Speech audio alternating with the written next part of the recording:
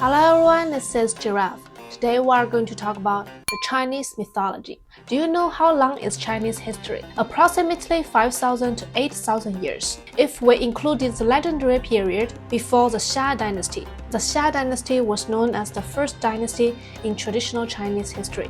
And approximately 4,000 years if we come from the traditional start of the Xia dynasty. If the longer timeline of 8,000 years is accurate, it would mean Chinese civilization predates the Sumerian civilization. However, there is no concrete archaeological evidence to confirm the existence of the dynasties before the Xia. This earlier period is therefore known as the era of mythology, referred to as the age of San Huang Wu Di, 3 sovereigns and 5 emperors. Do you know who are the 3 sovereigns? They are Fuxi, Nuwa, and Shenlong. How about 5 emperors? They are Huangdi, the Yellow Emperor, Zhuanxu, Ku, Yao, and Shun. Next question, the differences between Huang and Di and Wang. In this mythological framework, the terms represent a clear hierarchy. Huang refers to heavenly gods or deities.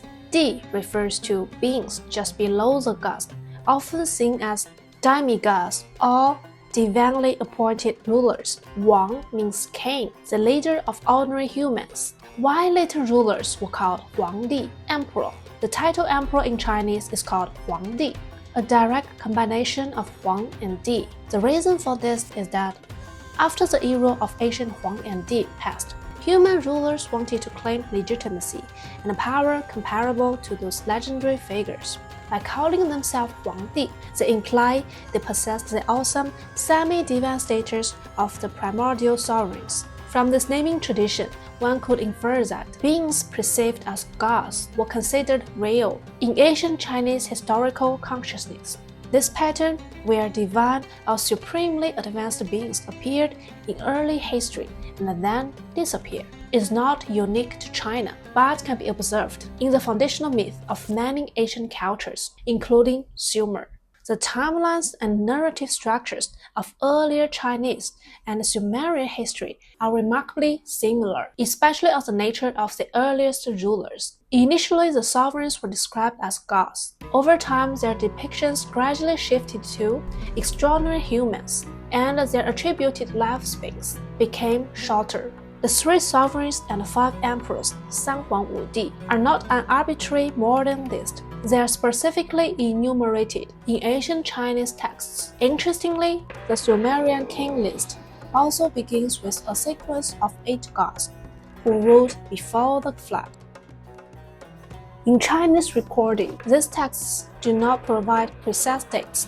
However, if the traditional mythologized timeline is taken literally, where these 8 figures ruled for thousands of years, it implies an average reign of hundreds of years per ruler, suggesting an extraordinary long lifespan.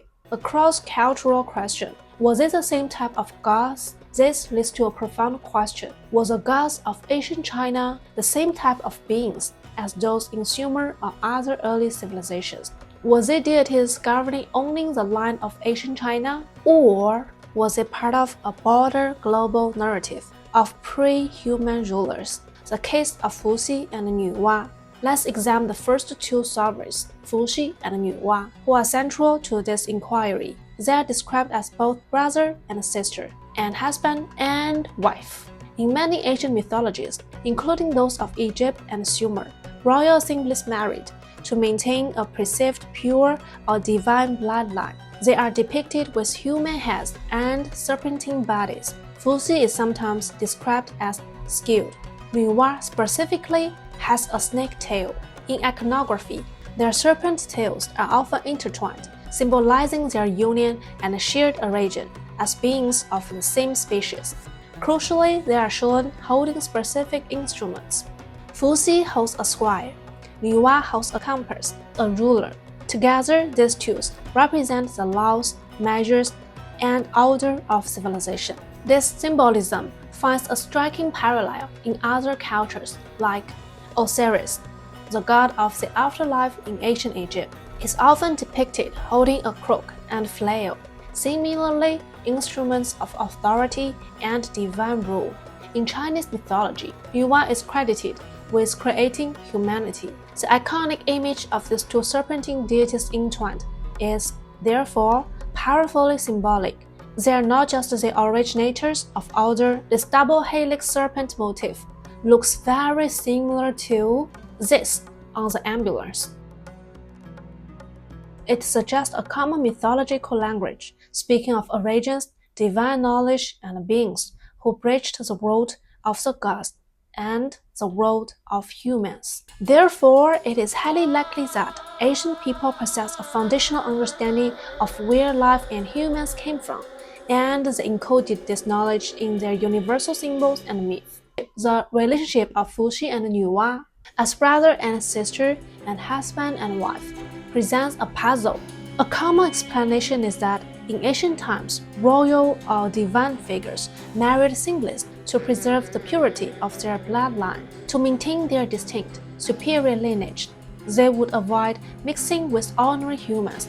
This custom of divine singlet marriage is echoed in ancient Egypt, where pharaohs, considered children of the gods, frequently married relatives.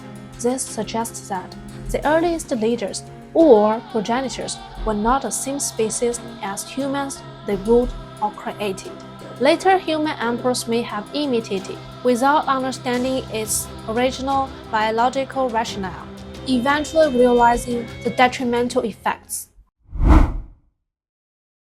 The oldest texts state that Nuwa created humans but do not specify the method. The details of fashioning them from mud appears in later works, and may be a later authority's interpretation or hypothesis. After creating humans, Nuwa is said to have instituted marriage, providing humans with the means to propagate themselves. Thus, she is revered as the goddess of marriage and life. This narrative finds a striking parallel in the biblical tradition. The Bible also does not detail the process of human creation. God simply creates Adam and Eve. Intriguingly, the name of the first woman, Eve, Hawa, in Hebrew, bears a phonetic and thematic resemblance to Nuwa. Both are considered the mother of all living. Some scholars and mythologists have speculated they are different cultural reflections of the same primordial figure, though their ontological status differs. In Chinese myth, Nuwa is a creator goddess, while in the Bible, Eve is a creation of God. Chinese mythology contains multiple versions of a world-altering flood. One prominent story involves a war between the fire god and the water god. The water god, defeated and enraged, crashed into Mountain Buzhou, one of the pillars holding up the sky, located at the world's western edge. This shattered the sky, causing a great flood that drowned humanity. Nuwa, seeing her creation perish, forged 5 or 7 colored stones to mend the hole in the sky. This myth, Nuwa means the haven, is China's flood narrative. Here lies a crucial distinction from the biblical flood. In the Bible, the flood is a deliberate punishment by God upon a sinful humanity. In the Chinese myth, the flood is a cosmic accident, a collateral disaster from a battle between gods. Humanity was merely caught in the crossfire. The reason for the gods' war is not explained. It is simply the nature of divine conflict.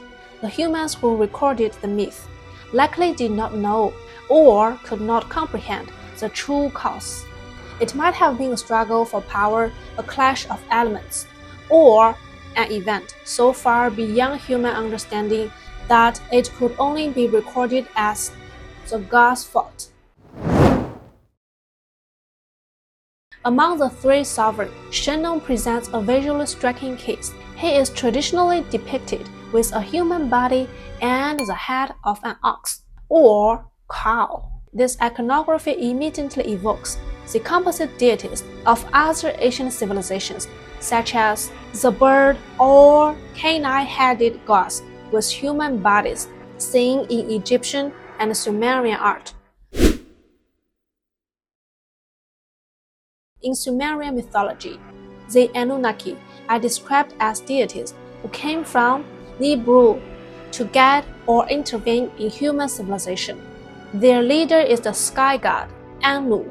What did Anu look like? In Sumerian and later Akkadian depictions, Anu is sometimes represented with horns or a horned crown, a powerful symbol of divinity and strength.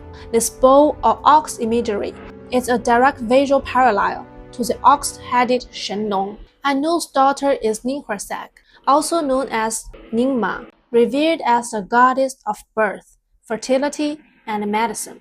This role mirrors that of Nuwa in Chinese myth, goddess of creation, life, and marriage. While Ninhursag's exact form is not always specified, but the universal symbol of medicine is this. This strongly suggests that deities of medicine and life were associated with serpentine forms. Following this logic, if Anu's children, like Ninhursag, were associated with serpent or were snake-shaped, and Fuxi and Nuwa are depicted as serpent-bodied, a compelling parallel emerged. It is highly plausible that the ox-headed Shenlong corresponds to the ox or horned god Anu, and serpentine Fuxi and Nuwa correspond to his children in the Sumerian pantheon, such as Ninhursag and her siblings. Therefore, a provocative theory takes shape. The three sovereigns of Chinese mythology, Shenlong, the ox-headed father, Fuxi, and Nuwa, the serpentine siblings, may present the same archetype figures, such as the Sumerian divine family, Anu, the horned father god, and his children, the serpent-associated deities of creation and knowledge. The ultimate question. This leads to the fundamental question: why are the foundational mythologies of ancient China and Sumer are so remarkably similar? Two possibilities present themselves. Two civilizations, geographically distant and with no documented contact, independently invented nearly identical divine hierarchies and iconography. Second, a record of shared prehistory. These are not coincidences, but different cultural recordings of the same primordial events or beings. The narratives diverged and were colored by local culture over millennia, but their core structural similarities: a horned patriarch, serpentine creators of life, a great flood as a reset, point to a common source in humanity's deep past, whether interpreted as myth or a literal record of contact with advanced beings. The myths may telling us the same story with different tongues. The myth of Kuafu chasing the sun is one of the Chinese most enduring ancient tales. Kuafu itself suggests a being of great stature. Kua implies great or huge, and Fu means man or male. He is explicitly described as a giant. The traditional story has two versions, both centered on controlling the sun's heat. The world was too hot, so Kuafu chased the sun to capture and subdue it. The second, the world was too cold, so Kuafu chased the sun to capture and tie it to the earth. He chased for 9 days and nights, and finally caught up, but the sun's proximity made him desperately thirsty. He drank the entire Yellow River dry, but it wasn't enough. He died of thirst while searching for more water, having solved nothing. Yet for millennia, the story has been celebrated as a parable of unyielding spirit and heroic perseverance, applauding the effort regardless of the futile outcome. The myths begin with a catastrophe. 10 suns appear in the sky, scorching the earth. A great archer, Hou Yi, is given a divine bow by the highest god. He shoots down 9 of the suns and condemns the last one to rise and set on a regular schedule, restoring order.